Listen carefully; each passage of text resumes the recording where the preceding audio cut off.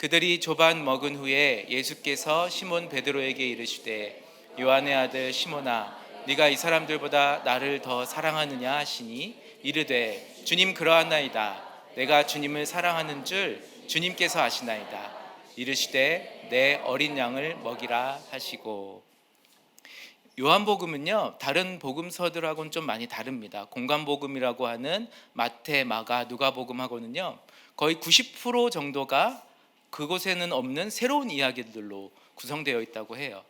요한복음의 저자는 아무래도 제자 요한으로 많이 보고 있는데요, 예수님과 함께 다니면서 예수님을 직접 옆에서 보고 듣고 함께 다니고 뿐만 아니라 예수님의 제자들과 함께 다니면서 제자들과 겪었던 에피소드들, 새로웠던 일들, 이런 것들이 요한복음에는 많이 기록되었다고 합니다. 특별히 요한복음에만 기록되어 있는 내용이 물이 포도주가 된 이야기 처음에 나오고요. 그 다음에 사마리아의 그 수가성 여인 이야기, 니고데모 이야기, 그리고 이런 것도 있어요. 제자 도마가 예수님의 옆구리에 이렇게 손가락을 넣어봐야 되겠다, 이런 내용도 요한복음에만 나옵니다. 아무래도 요한복음은 제자들의 에피소드 그리고 예수님의 옆에서 행적들을 계속해서 보고 들으면서 그것들을 요한이 나중에 이런 고백을 해요. 이 모든 행적을 다 기록하려면 이 산으로도 부족하다, 이런 표현을 합니다. 그러므로 많은 것을 보고 들은 제자 요한은 요한복음을 기록했습니다. 근데 재밌는 것은 제가 좀 요한에 대해서 소개를 해드릴 텐데요, 요한은 요한복음을 기록하면서 본인에 대해서 이제 나오는 그런 이야기들에 제자 요한이라고 소개하지 않았어요. 뭐라고 자기를 소개하냐면 예수께서 사랑하시는 그 제자가, 이렇게 표현하는 거예요. 자기의 이름을 쓰지 않고. 자존감이 상당한 거죠. 예를 들면 이런 거예요. 제가 저를 소개할 때 저는 높은 뜻 푸른 교회 이승훈 목사입니다, 이렇게 소개하면 되는데 굳이 이렇게 소개하는 거예요. 저는 높은 뜻 푸른 교회 담임 목사님이 사랑하시는 그 목사입니다, 이렇게 소개하는 거예요. 어떻게 보면은 자존감이 상당하기도 하지만 어떻게 보면은 열등감이 굉장히 있는 듯한 표현이잖아요. 그런데 요한은 사실 예수님하고 정말 가까웠던 것 같아요. 왜 그러냐면 제자들과 예수님과 다 같이 이렇게 있는 자리에서 요한은 예수님의 품에 의지하여 이렇게 누워 있었다고 합니다. 요거 구절 한번 보고 넘어갈게요. 13장 23절입니다. 예수의 제자 중 하나 곧 그가 사랑하시는 자가 예수의 품에 의지하여 누웠는지라. 시몬 베드로가 머리짓을 하여 말하되 말씀하신 자가 누구인지 말하라 하니 그가 예수의 가슴에 그대로 의지하여 말하되 주여 누구니까. 여기 보니까 이제 예수님이 제자들하고 같이 이제 식사를 하실 때 누군가 하나가 나를 팔 것이다, 이런 얘기를 하는 과정이에요. 그런데 보니까 이 말씀을 보니까 여기 보니까 그가 사랑하시는 자라고 되어 있죠. 예수의 제자 중 하나, 그가 사랑하시는 자라고 자신을 표현하고요. 예수의 품에 의지하여 누웠는지라 하는 거예요. 그러니까 시몬 베드로가 그거 보고 야, 이렇게 눈짓으로 얘기하는 거예요. 누구야? 그거 누구야? 이렇게 눈빛으로 얘기하는 거예요. 그랬더니 이 제자가 예수님 누구입니까? 이렇게 물어보는데 이때에도 보니까 예수의 가슴에 그대로 의지하여 있었다, 이렇게 되어 있습니다. 또 다른 일화가 있습니다. 예수님이 이제 십자가에 달리실 때 제자들이 다 도망갔다고 되어 있거든요. 제자들이 다 도망갔는데 예수님이 십자가에 달려 있을 때 마지막 해 끝까지 남아있던 사람이 있었습니다. 누가 있었냐면 제자 요한과 예수의 어머니 마리아가 있었어요. 그래서 예수님이 뭐라고 하셨냐면 보소서 아들이니이다. 그리고 이 제자에게는 보라 내 어머니라. 예수님 이렇게 말씀하시는 거예요. 그러니까 요한은요 예수님이 십자가에 달리실 때까지 끝까지 남아 있었나 봐요. 모르겠습니다. 도망갔다가 다시 돌아왔는지 아니면 계속 남아 있었는지 예수님의 십자가 죽음을 끝까지 지키고 예수님의 어머니 마리아와 함께 있었던 그 제자가 바로 요한이었습니다. 요한은 정말 예수님께서 특별히 사랑하시는 제자였을까요?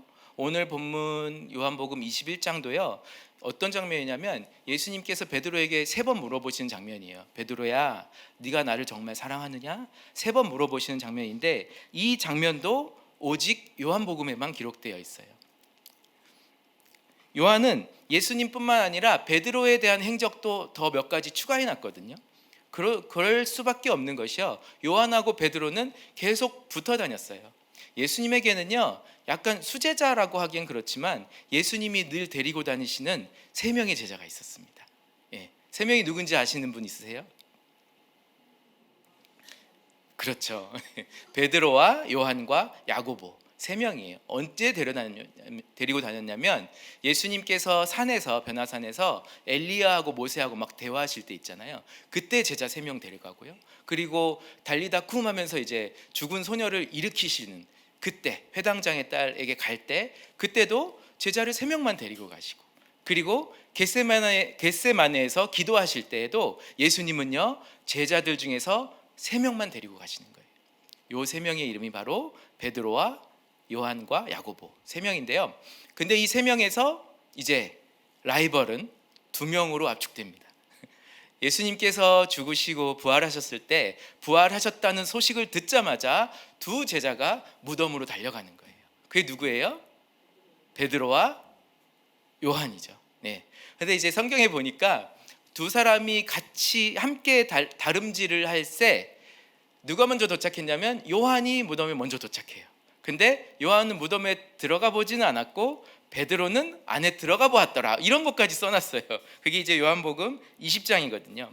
그렇게 써놓고, 그리고 요한복음 21장에서 예수님이 베드로한테 이런 말을 하십니다. 베드로야, 네가 이제는 어떻게 죽게 될 것이다 라고 말씀을 하세요. 그랬더니 베드로가 대뜸 물어보는 말이 얘는요? 이렇게 되는 거예요.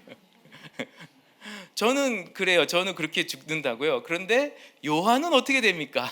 그랬더니 예수님께서 그게 너랑 뭔 상관이냐 이렇게 말씀하시는 장면이 요한복음의 끝장면입니다. 사실은요, 제자들이 평소에 많이 다퉜거든요. 뭐라고 다퉜냐면 우리 중에 누가 크냐, 이거 가지고 많이 다퉜어요. 그리고 요한의 어머니는 막 우리 아들을 제발 데려가 주세요, 주의 오른편에 앉혀주세요, 막 이런 얘기도 하고요. 제자들 사이에서는 서로 누가 큰지, 서로 누가 예수님의 수제자가 될지, 누가 끝까지 남을지, 막 이런 것들에 대해서 관심이 있었던 것 같아요. 그런데 요한복음 21장 이 부활 사건을 끝으로 이제 제자들의 관계가 좀 바뀌는 것 같습니다. 사도행전에 보니까 베드로하고 요한 이 두 사람이요, 이제 같이 손 붙들고 성전에 기도하러 가는 거예요.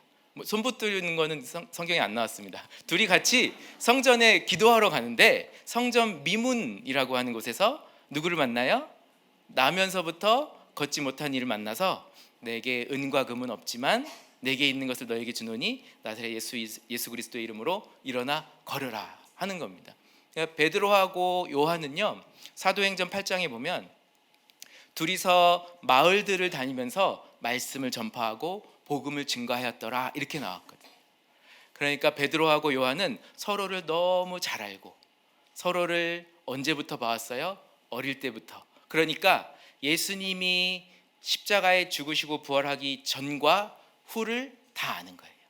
서로의 밑바닥도 알고 서로가 변화된 모습도 아는 사이인 것 같습니다. 그래서 확실히 베드로와 요한은 예수님의 부활 사건 이후로 변화된 것 같아요. 그 변화의 중심이 바로 오늘 본문인 요한복음 21장의 이 베드로 사건입니다. 베드로는 어떤 사람이었냐? 베드로는 다 아시죠? 성질도 급하고 굉장히 열정적입니다. 베드로는요, 너 물 위로 걸어서 와라 그러면 물 위로 걸어가는 사람이잖아요. 그리고 예수님이 잡히실 때 그 말고라는 사람의 귀를 칼로 쳐버리는 사람. 그러니까 베드로는요, 나의 목숨을 다해서라도 예수를 위해서라도 죽을 각오가 되어 있는 찐 사랑의 주인공이 베드로입니다. 베드로. 그런데 예수님이 베드로에게 이렇게 말씀하시는 거예요. 네가 나를 버릴 것이다. 3번. 베드로는요, 그 말씀이 진짜 이루어지고 나서 정말 절망했겠죠. 자신이 그렇게 될 줄 몰랐겠지만 정말 그 말씀이 이루어지고 나서 베드로는 이렇게 생각했을 것 같습니다. 아, 지금까지 내 사랑은 무엇이었지? 내 사랑은 가짜였나 보다. 나는 정말 주님을 볼 면목이 없다. 다시 가서 그냥 고기나 잡아야겠다. 아마 베드로는 이렇게 절망했을지 모르겠습니다. 그럴 때 그때에 예수님께서 부활하시고 베드로에게 나타나셔서 생선을 꺼주시면서 하시는 말씀이 오늘 본문 요한복음 21장 15절입니다. 한 번 더 읽고 넘어갈게요. 요한복음 21장 15절. 그들이 조밥 먹은 후에 예수께서 시몬 베드로에게 이르시되 요한의 아들 시몬아 네가 이 사람들보다 나를 더 사랑하느냐 하시니 이르되 주님 그러하나이다. 내가 주님을 사랑하는 줄 주님께서 아시나이다. 이르시되 내 어린 양을 먹이라 하시고. 여러분, 이 구절을 다들 아실 텐데 조금 이해가 안 되는 것들이 좀 있죠. 네가 이 사람들보다 나를 더 사랑하느냐? 이 말도 좀 이해 안 돼요. 그렇죠? 그리고 베드로의 대답도 좀 이해 안 돼요. 주께서 아시나이다. 이 말도 어떻게 해석해야 하는지. 먼저 예수님의 질문을 보니까 네가 이 사람들보다 나를 더 사랑하느냐? 이 말은 예수님의 애정 결핍적인 표현이 아니고요. 예수님께서 베드로에게 이런 말씀하시는 거예요. 베드로야, 너는 이 사람들보다 다른 과정을 나와 겪어왔다라고 말씀하시는 거예요. 사실 예수님은요, 요한복음에 보면 베드로에게 계속해서 다른 제자들과는 다른 과정을 주시는 거예요. 계속해서 요한복음 13장에 보니까 세족식 장면이 나오는데 베드로에게 이제 예수님이 발을 씻으려고 하니까 베드로가 뭐라고 해요? 베드로가 내 발을 절대 씻지 못하시리다 딱 이렇게 하는 거예요. 완전히 탁 칼같이 끊는 거예요. 그랬더니 예수님께서 뭐라고 하시냐면 내가 너를 씻어주지 아니하면 네가 나와 상관이 없느니라 하는 거예요. 그제서야 베드로가 아이고 발도 손도 발도 머리도 감아주세요 막 이렇게 하는 겁니다. 그래서 예수님은 베드로에게 다른 제자들과는 다른 특별한 과정을 계속해서 가지고 겪게 하신 것 같아요. 예수님을 사랑하기 위해서는 먼저 예수님과 상관 있는 자가 되어야 되는 거예요. 내가 네 발을 씻어주지 아니하면 너와 상관이 없다.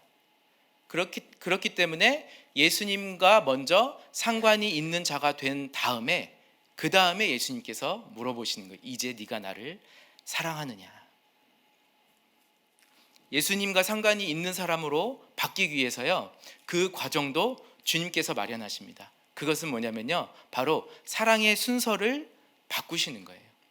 다시 말씀드릴게요. 사랑의 순서를 뒤집어 버리는 겁니다. 우리가 생각하기에는 우리가 예수님을 섬겨야 할 것 같은데 예수님께서 우리의 발을 씻기시는 거예요. 그 수련회 때 게임 중에 이런 게임이 있거든요. 아시는 분 있으실지 모르겠는데 판 뒤집기라는 게임이 있습니다. 예, 이렇게 땅에다가 종이 카드를 딱 뿌려놓고 우리 팀 색깔로 막 이렇게 뒤집어 놓는 거예요. 흰색, 검은색 해가지고 아니면 빨간색, 파란색 해가지고 막 뒤집어 놓으면 저쪽 팀에서는 또 막 파란색으로 막 뒤집어 놓고 시간이 딱 되면은 많은 카드가 뒤집힌 사람이 이 팀이 이기는 건데 아직도 이제 기억에 남는 인품이 되게 좋으신 목사님이 한 분 계셨는데 왜 벌써 웃으시지? 결정적인 약점이 승부욕이 많아요. 승부욕이 많으신 목사님인데요. 정말 좋으신 분인데 이 판 뒤집기 게임을 하다가 막 얼굴이 막 불그락 푸르락 막 되시는 거예요. 왜 그런가 제가 이제 봤는데요. 저는 지켜보고 있었거든요. 이분이 이게 사람이 좀 없는 쪽에 가가지고 막 판을 하얀색으로 막 뒤집어 놨어요. 정말 막 10개, 5개, 20개 막 뒤집어 놓는데 어떤 다른 팀 한 사람이 뒤에 딱 붙어가지고 그걸 그대로 다시 뒤에서 다시 다 검은색으로 뒤집어 버리는 거예요. 그리고 이제 시간이 딱 되었을 때 이분이 막 너무 충격을 받더라고요. 근데 제가 그 모습을 보면서 정말 주님은 판 뒤집기의 달인이시다라는 생각이 들었습니다. 뭐냐 하면 우리는 우리가 생각하는 주님께 드리고자 하는 우리의 사랑을요 막 자꾸만 우리가 뒤집는 거예요. 판을 내가 이것도 해야 되고 저것도 해야 되고 주님께 이것도 드리고 싶고 막 내가 막 얻고 싶은 것들도 막 구하고 기도하고 하는데 주님이요 가만히 보니까 그 뒤에서 붙으시면서 자꾸만 바꿔놓으시는 거예요. 다 바꿔놓으시는 거예요. 그런데 그 카드의 뒷면에는 이렇게 쓰여 있습니다. 주님의 은혜라는 카드, 주님의 긍휼, 주님의 은혜, 인애. 그리고 어떤 카드에는 보니까 어린 양이라고 쓰여 있고 또 어떤 카드에는 십자가, 어떤 카드에는 사랑 이렇게 쓰여 있는 거예요. 주님께서는 우리가 주님께 드리고자 하는 사랑, 이런 것들을 뒤에서 다 바꾸고 계셨던 거예요. 베드로야, 네가 너의 사랑을 나에게 주겠다고? 아니, 너는 나를 3번 부인할 거야. 네가 나를 사랑하고 네가 나를 찾기 전에 내가 먼저 너를 알았고 내가 먼저 너를 찾았다.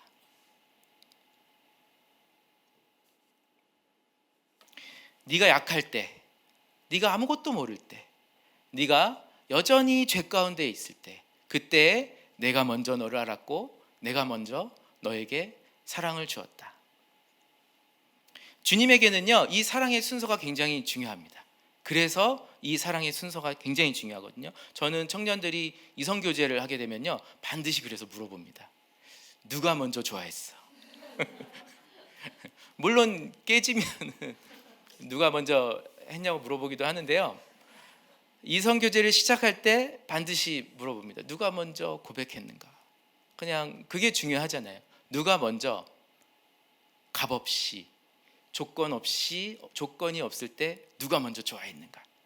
근데 최근에 한 커플의 얘기를 들었는데요, 되게 신선했습니다. 어떤 얘기였냐면, 자매가, 형제가 이제 카페에 있는데 자매가 먼저 가서 연락처를 물어보고 그러고 교제를 했다는 거예요. 제가 그 얘기를 듣고 깜짝 놀랐어요. 어떻게 그럴 수 있지? 형제가 이렇게 카페에 혼자 공부하고 있는데 갑자기 자매가 와서 전화번호를 물어보는 거예요. 형제들이요. 모든 형제들의 로망 아닙니까? 이렇게 공부하는 척하다가,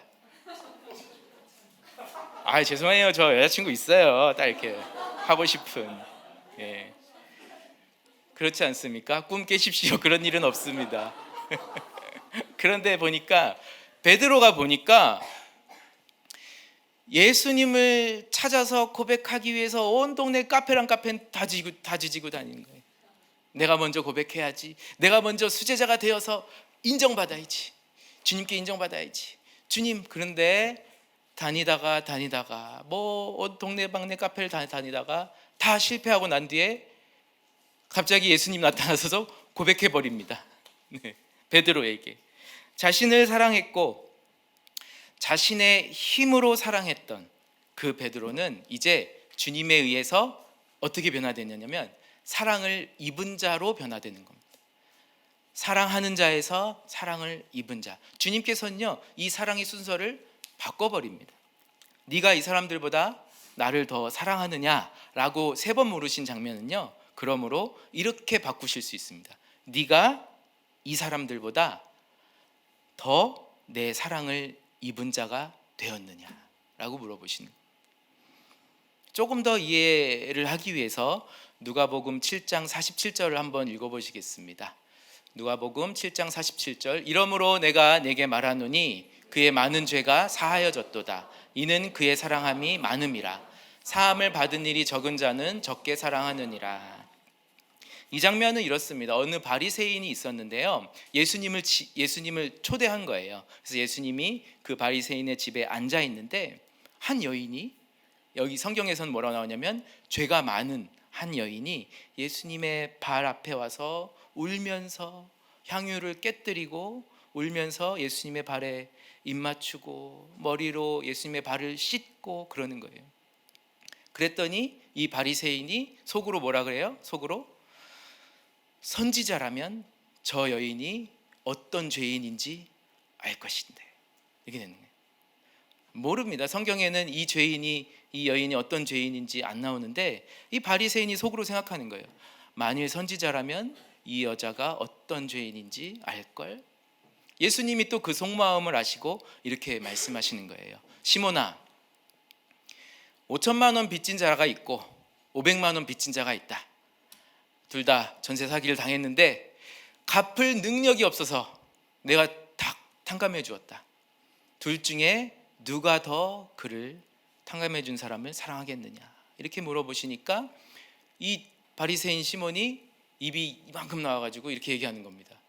뭐 더 탕감 받은 사람이겠죠? 라고 얘기하는 거예요. 자기 얘기하는 불쾌하니까 그렇게 얘기하는 겁니다. 그러니까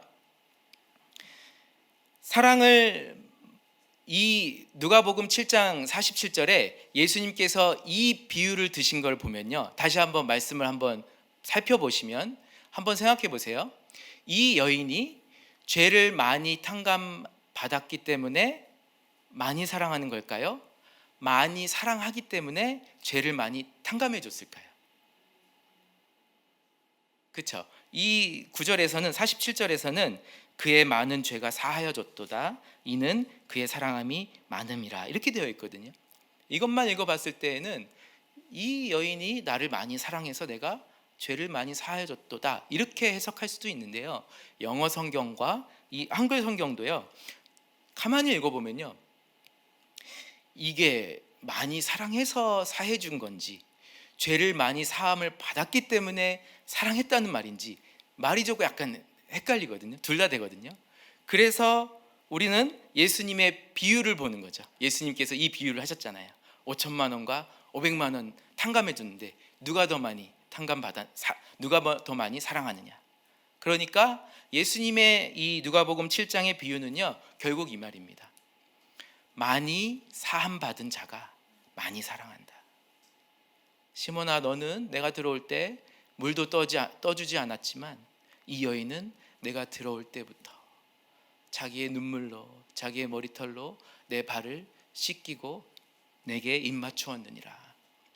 많이 사함 받은 자가 많이 사랑하느니라. 이렇게 되는 겁니다. 그러니까 내가 이쁠 만해서 사랑받는 게 아니에요.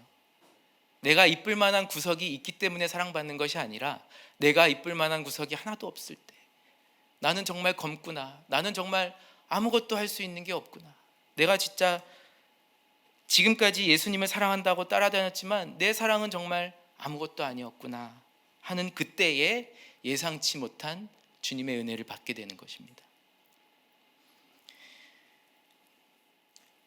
사랑을 입어본 적이 없는 사람, 마치 이 바리새인 시몬과 같이 사랑을 입어본 적이 없는 자는요, 어떻게 되냐면 자꾸만 나의 사랑을 내세우는 거예요. 내가 이만큼 이쁜 짓 했는데요, 선생이여 하면서 내가 우리 집에도 초대했잖아요. 우리 집에도 초대했고 내가 당신을 이만큼 배려했는데, 그리고 결정적으로 저 죄인과 나는 차원이 다른데, 신분이 다른데, 자꾸만 예수님의 사랑을 입어본 적이 없는 자는 자신의 사랑을 내세우는 거예요. 그런데 이 향유를 깨뜨린 여인은 어때요?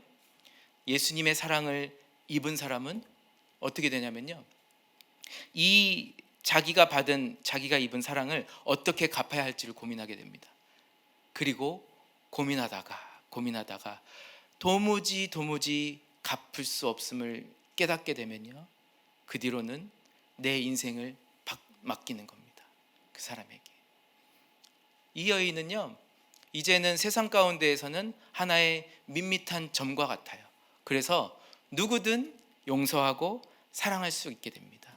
왜 그러냐 하면 이미 내 자신이 주님으로부터 큰 용서와 사랑과 은혜를 입었잖아요. 그러니까 나는 세상 가운데서는 밋밋한 점이어도 상관이 없습니다. 나는 용서할 수 있습니다. 나는 사랑할 수 있습니다. 나의 인생은 이제 나의 것이 아닙니다.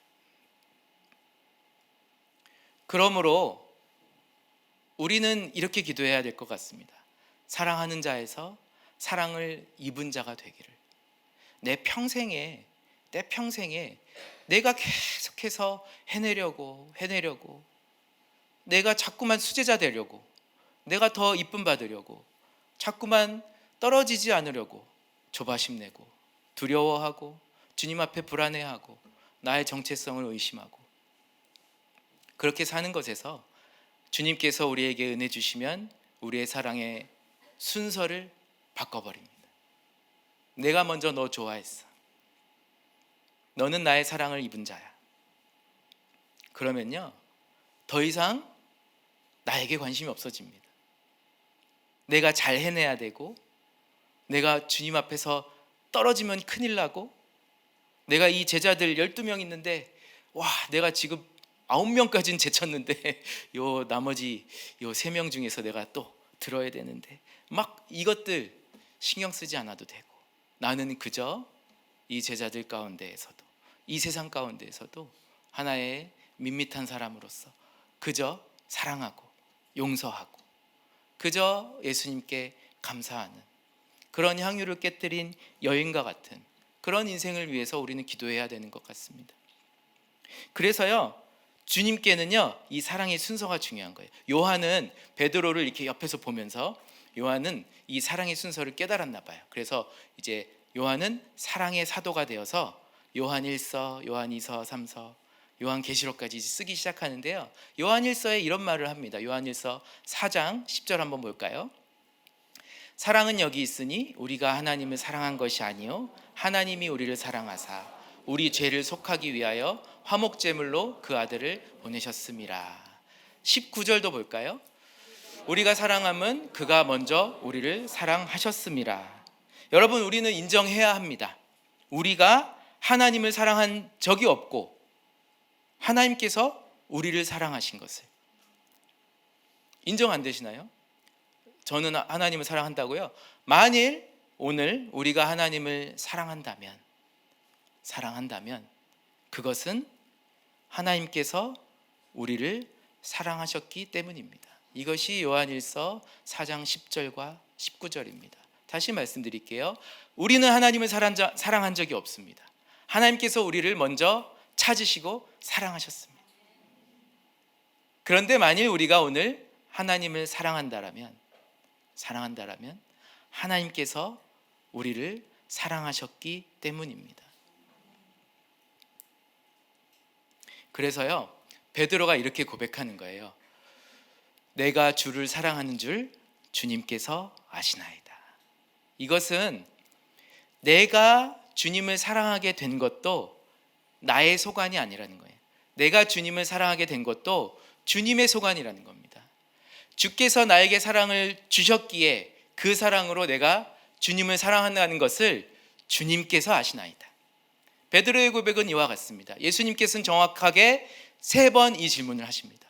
마치 네가 나와 상관이 없게 될 거야 라고 발을 씻으면서 말씀하셨을 때 베드로가 다시 씻어달라고 했는데 마치 그 말씀처럼 나는 저 사람하고 상관이 없다라고 3번 부인해버렸잖아요, 베드로가. 그런 것처럼 예수님께서는 베드로에게 3번 물어보시는 거예요. 네가 이제 저 사람들보다 나를 더 사랑하느냐? 내가 주님을 사랑하는 줄 주께서 아시나이다. 베드로는 알았습니다. 내가 하나님을 사랑할 수 있는 것도 나의 힘이 아니었구나.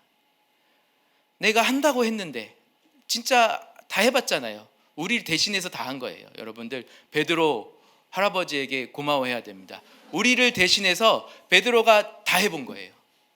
막 앞에도 나서 보고 막 싸워보고 예수님 경호원하겠다고 싸워도 보고 먼저 막 달려가서 무리도 걷고 다 해본 거예요.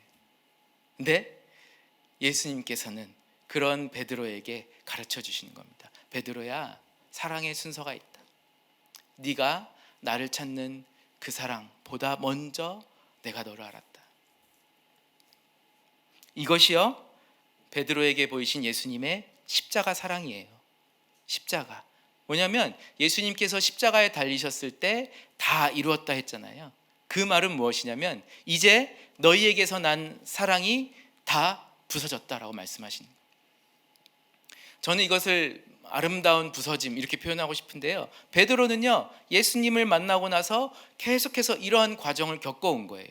자신의 어떠함이 부서지고 자신이 쌓아왔던 거, 자신이 노력하고 싶었던 거, 자신이 차지하고 싶었던 그 자리, 예수님 우편에 혹은 좌편에 자신이 차지하고 싶었던 그 자리, 내가 인정받고 싶었던 것, 내가 잘하고 싶었던 것, 내가 이 세상 가운데에서 높임받고 싶었던 것, 이런 모든 것들이 예수님에 의해서 부서진 것입니다.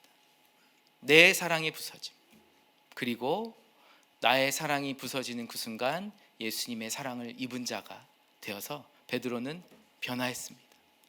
말씀을 정리 한번 해보겠습니다. 사랑을 입은 자 라고 하는 이 단어는 성경에서 영어 단어 한 단어가 있거든요.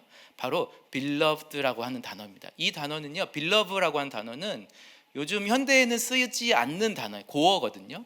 근데 이제 해석을 하면 뭐 사랑하는 이렇게 되는데, 이거는 이제 수동이니까 이렇게 해석할 수 있겠죠. 사랑받은, 어여쁨을 받은, 그렇죠? 이렇게 해석을 할 수 있겠죠. 그런데 성경에 보니까 아가서에 이 단어가 자주 나오는데 성경에서는 능동으로도 쓰이는 거예요.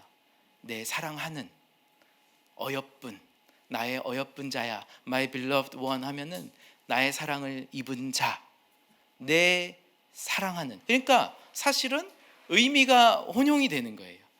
내가 사랑하는 듯 되고, 이 단어가 나의 사랑을 입은도 되는 거죠.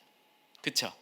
아까 누가복음 7장 47절 말씀처럼 내가 사하여져서, 내 죄가 사하여져서 사랑을 했느냐, 아니면 내가 많이 사랑해서 죄가 탕감받았느냐, 이것이 헷갈리는 것처럼 이 beloved라고 하는 단어도 우리는 자꾸만 헷갈리는 거예요. 내가 사랑하는 이라는 뜻으로 쓰이고 나의 사랑을 입은이라는 단어로도 쓰이는 거예요. 그러니까 아가서 2장 10절에 이런 구절이 나오거든요. 나의 사랑, 나의 어여쁜 자야, 일어나 함께 가자. 이 구절을 우리는 이렇게 바꿔서 해석할 수도 있지 않을까요? 나의 사랑을 입은 자야, 나의 어여쁨을 받은 자야, 일어나 함께 가자. 주님께서는 이렇게 우리를 부르시는 겁니다. 이름은요, 호명하는 사람에 의해서 정체성이 바뀔 수 있는 거거든요. 마치 아브라함을 아브라함으로 하나님께서 바꿔 부르셨잖아요. 이것처럼 예수님께서 나의 사랑, 나의 어여쁜 자야 라고 우리를 부르시는 순간 우리의 정체성이 바뀌는 거예요. 어떻게 바뀌느냐? 예수님의 사랑을 입은 자, 나의 어여쁨을 받은 자로 정체성이 바뀌는 겁니다. 어쩌면 요한은 요한복음을 기록하면서 그래서 자기 자신을 소개할 때 제자 요한이 이렇게 소개하지 않았나 봐요. 요한은 그래서 예수께서 사랑하시는 그 제자가 이렇게 표현했는 것 같습니다.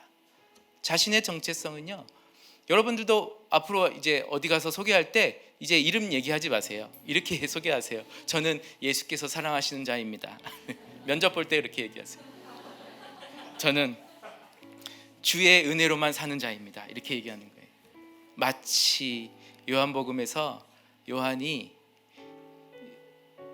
여러분 요한복음을 1장부터 21장까지 읽어보면요, 자기 이름이 안 나와요. 베드로 얘기는 죽어라 나오죠. 뭐 도마도 나오고 다 나오는데 자기 이름을 빼버린 거예요. 이 사람이.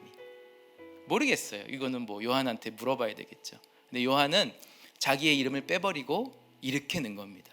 예수께서 사랑하시는 그 제자가, 이렇게 표현한 겁니다. 이것은 열등감도 아니고 자존감도 아닙니다.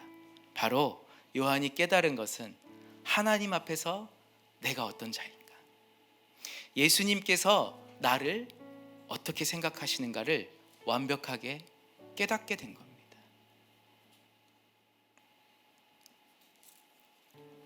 베드로하고 요한은 이제부터는 그 사랑을 입은 자로 살아갑니다. 아까 말씀드린 것처럼 마을을 다니면서 말씀을 전하고 복음을 전파할 때마다 베드로하고 요한은 이제는 그것을 전하는 거예요.